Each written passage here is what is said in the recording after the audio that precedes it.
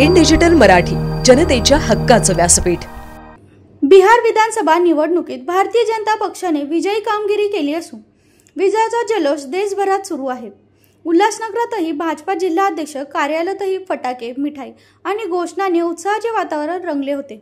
मात्र या आनंद उत्सवाच्या पार्श्वभूमीवर उल्हासनगरात नेमके विरुद्ध चिन्ह पाहायला मिळाले। स्थानिक भाजपाचे अनेक दिग्गज नेते एकाच वेळी पक्षावर नाराज होऊन बाहेर पडले आणि थेट टीओके तसेच शिवसेनामध्ये प्रवेश केला।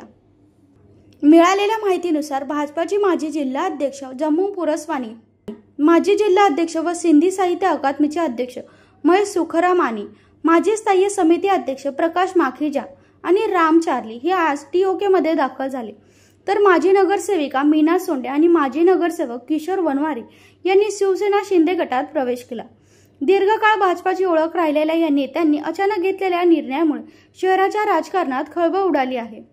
या दिग्गजांच्या जाण्यानंतर भाजपच्या स्थानिक संघटनेत नाराजीचे वारे वाहू लागले आहेत।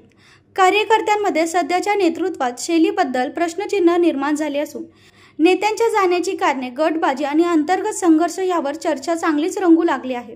राजकीय विश्लेषणाच्या मते आगामी उल्हासनगर महापालिका निवडणुकीच्या दृष्टीने ही घटना अत्यंत महत्त्वाची ठरणार आहे।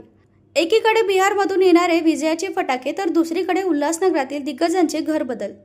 सध्या उल्हासनगरचे राजकारण तापले असून आगामी दिवसात या घडामोडींना आणखी वेग येण्याची दाट शक्यता आहे।